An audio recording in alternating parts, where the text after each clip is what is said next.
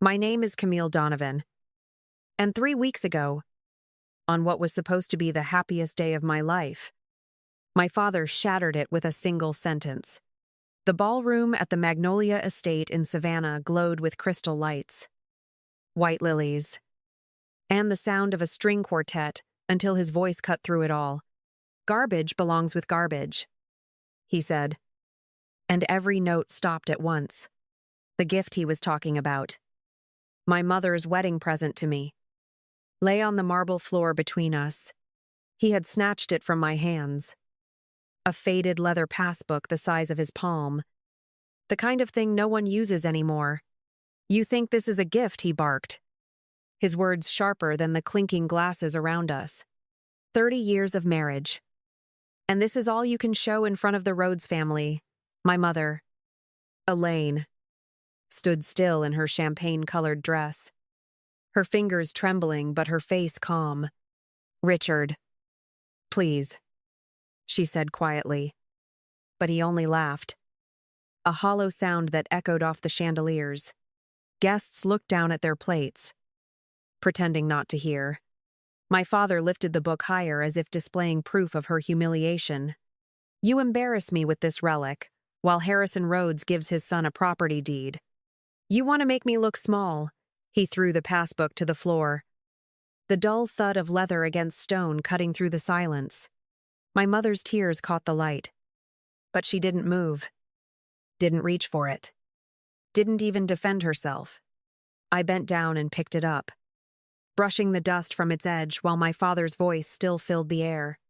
"Dad," I said, my hands shaking but my voice steady. "This is not your moment." He blinked, surprised that I'd spoken. "Sit down. The show's over." I turned to my mother and held the worn book close.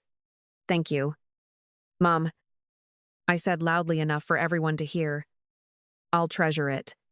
She nodded, her eyes glistening with something between pain and pride. Then I took Liam's hand. He rose without a word, and together we walked out through the rows of frozen faces, the sound of my father calling after me, fading under the hush of 150 strangers who finally understood that silence. "Sometimes," is the loudest answer. The morning after the wedding, my phone wouldn't stop vibrating on the kitchen counter. 17 missed calls, all from the same number. My father's voice filled each voicemail like smoke, first furious, then pleading, then furious again. "You humiliated me in front of the Rhodes family," he said in one. And in another, his tone cracked. "Camille, sweetie, your dad just had too much champagne. Let's talk." By the 5th message, he was back to shouting, calling me ungrateful, insisting that I come home and apologize for walking out. Liam poured coffee and asked quietly, "You're not going to answer, are you?" I shook my head, pressing delete after each recording. "He doesn't want a conversation," I said. "He wants an audience." Liam reached for my phone and blocked the number without another word. And for the first time in years, the silence that followed felt like air instead of pressure. When the phone buzzed again, it was only a single text from my mother. The words were short, deliberate, like she'd measured them before sending. "Go to First National Bank. Ask for Thomas Blackwell. Bring the passbook." "Mom!" I stared at the message, my thumb hovering above the screen as if more might appear. Liam leaned closer. "What does that mean?" he asked. And I read it out loud, each word slower than the last. "She said to bring the passbook," I repeated, almost whispering, "and to find a man named Thomas Blackwell." Liam studied my face. "Do you think it's about the gift?" I nodded, clutching the faded leather book lying on the table between us. "Whatever it is. She wants me to see it for myself." The kitchen clock ticked, the air heavy with everything unsaid. And I realized that whatever my father had tried to destroy last night might be the very thing my mother had spent her whole life building. The First National Bank of Savannah looked like it hadn't changed since the 1940s. Its stone columns catching the morning light as Liam and I walked through the brass doors. A young teller with a neat bun greeted us with a polite smile, and when I handed her the small leather passbook, she tilted her head. "I haven't seen one of these in years," she said, running the faded number through her computer. Her expression changed within seconds, her fingers pausing mid-keystroke before she looked up again and murmured, "Excuse me for just a moment, ma'am." Liam frowned as she disappeared behind a frosted glass door.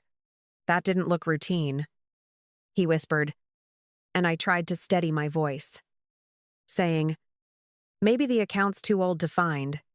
The door opened, and a tall man with silver hair and a three-piece suit walked out. His name tag reading Thomas Blackwell. "Mrs. Donovan," he asked, and I nodded, unsure whether to correct him. "Please, come with me," he said quietly, "and don't leave just yet." His tone wasn't alarming, but it carried a kind of gravity that made me follow without question. Inside his office, the air smelled faintly of paper and cedar. He gestured for us to sit and placed the passbook on the desk as if it were fragile. "This account," he began, adjusting his glasses, "is not a standard savings account. It's a trust fund opened 25 years ago by an Elaine Wilson Donovan." My mother's maiden name struck the room like a quiet bell. "The designated beneficiary," he continued, turning the monitor so I could see, "is you, Camille Donovan." My mouth went dry as I stared at the numbers blinking on the screen. Liam leaned forward first. "I'm sorry. Did you say a trust fund?" he asked. And Mr. Blackwell nodded. "Correct. Your mother deposited modest amounts regularly and managed the balance through our private investment division. Between accrued interest and market growth, the current balance is $2,146,000. The number didn't sound real when he said it out loud. I shook my head, trying to process it. "That can't be right," I whispered. "My mother works part-time at a library." He smiled gently. "She's also an extraordinarily patient investor." He slid a cream-colored envelope across the desk, sealed with wax and marked in my mother's handwriting. "She left this with our office years ago," he said. "Her instruction was to deliver it only when you came to inquire." My hands trembled as I broke the seal and unfolded a single sheet of paper. The ink had faded slightly, but her writing was unmistakable. "My dearest Camille," it began. "If you're reading this, you've found what I built for you. This money isn't about wealth. It's about choice. Live the life I couldn't, and never let anyone decide your worth again." I read it twice before my voice returned. "She was saving for me all along," I said quietly, and Liam reached for my hand. "She gave you freedom." "Not money," he said, his voice low but steady. Mr. Blackwell gathered the papers, respectful, leaving us with the letter and the silence that followed it. I traced my mother's signature at the bottom of the page, realizing it wasn't just ink, it was 25 years of small deposits, small sacrifices, and one monumental act of love that had waited for this exact morning to be discovered. I called her before we even left the parking lot, my hands still shaking from the weight of that envelope. "Mom, why didn't you tell me?" I said the moment she answered, my voice breaking between disbelief and relief. She exhaled softly like she'd been holding that breath for decades. "Because you were a child. Kemi, children shouldn't have to carry their parents' secrets." I could hear her moving around somewhere quiet. Maybe the library she loved. Maybe not. "You've been saving for me all this time," I said, and she didn't deny it. "I wanted you to have something that couldn't be taken away," she whispered. "Your father controlled everything in his sight. So I learned how to hide things in plain view." I pressed the phone tighter against my ear. feeling the years between us stretch and fold at once. "Mom, you worked at the library for 20 years," I said, my voice trembling. "How did you even do it?" She laughed softly. Not bitterly, just tired. "Your grandmother left me a small inheritance before you were born. I invested every cent under my maiden name. I made small deposits. Never enough for him to notice, but enough to grow. I told him it was grocery money, and he never asked twice." I closed my eyes as she spoke, imagining her counting bills in the quiet of our old kitchen while he slept. "He'll find out," I said finally. "You know he will." She paused for a long time before answering. "Let him," she said. "I've been legally separated from him for 15 years. Camille, he can't touch a penny of it. I stayed until you were grown. Until I knew you'd be safe." My throat tightened as I whispered, "You were never trapped. Were you?" And she replied, "No. Sweetheart, I was preparing." I could hear the strength in her voice now, the steadiness I'd never recognized as power before. "What will you do next?" I asked. And she said, "I'm leaving. I have an apartment in Charleston, already paid for. It's small, but it's mine." I nodded, though she couldn't see me. "What about you?" she asked gently. And I looked at Liam beside me, his hand still holding mine. "I think I finally understand what freedom means," I said, and she whispered back, "Then it was worth everything." A week later, during dinner with Liam and his parents, the doorbell rang just as Harrison was pouring wine. I knew that sound before I even stood up. My father's voice came through the glass, too cheerful to be real. "Camille, it's your father. I brought a bottle of Merlot. Thought we could talk." Harrison looked toward the door, his expression tightening, while Julia set her fork down without a word. I opened it only halfway, enough to see him holding flowers already wilting at the edges. "You're not invited." "Dad," I said, but he kept smiling. "Come on, sweetheart. Don't be like that. I came to apologize. And maybe have a word with Mr. Rhodes. Just a misunderstanding the other night." His eyes darted past me into the house. I wanted to clear things up man to man. I could smell the wine on his breath, that old mix of desperation and charm. Harrison rose from his chair and joined me at the door, his tone polite but final. "There's nothing to clear up. Mr. Donovan, I don't mix business with family matters." My father laughed thinly. "This isn't business. It's courtesy. I spent $80,000 on that wedding, and I think we all overreacted." His smile faltered when Harrison didn't move. "You humiliated your wife in front of a room full of people," Harrison said evenly. "That's not a misunderstanding. That's who you are."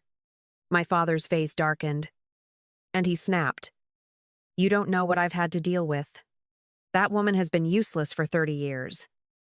Liam stepped forward beside me, his voice low but firm. "You need to leave now." My father pointed at him.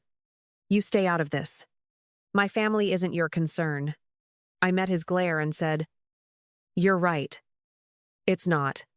Because family doesn't treat people like property." He hesitated, his hand tightening around the flowers. "She took everything from me." He hissed. "She fooled you too." "Didn't she?" I shook my head slowly. "No. Dad. She just stopped pretending." Harrison closed the door then, quietly, without slamming it. The kind of finality that doesn't need force. Through the wood, I could still hear him breathing on the porch, trying to find words that might reopen a door already locked by truth. When the sound faded, the room stayed silent for a long time. Julia reached for her glass, her voice barely above a whisper. "Some men only realize what they've lost when there's no one left to listen." I nodded, staring at the untouched bouquet he'd left behind. the petals dropping one by one like the last performance of a man who no longer had an audience. 2 years later, the world had gone quiet again. But this time, the silence felt earned. My mother and I sat on the porch of her small Charleston apartment, the air heavy with salt and jasmine. "You like it here?" I asked, watching her pour tea into chipped porcelain cups. "It's peaceful," she said, her voice light. "No one here knows who I was. I get to start over without explaining why." Her hair had gone silver, and she smiled easily now. The kind of smile that didn't need permission. She asked about the scholarship I'd founded, and I told her about the letters that kept arriving. 5 more students this year. I said, all women. All first generation. I named it the Elaine Wilson Fund. She blinked slowly, her hand pausing over her cup. "You didn't have to name it after me," she murmured. And I answered, "Yes, I did. You started it before you even knew what it would become." She nodded once, the corners of her mouth trembling, and whispered, "Then maybe I did something right." When the mail arrived, she handed me a thin package. Inside was a copy of her memoir, the one she'd written over late evenings at the library. The title read, "The Quiet Room."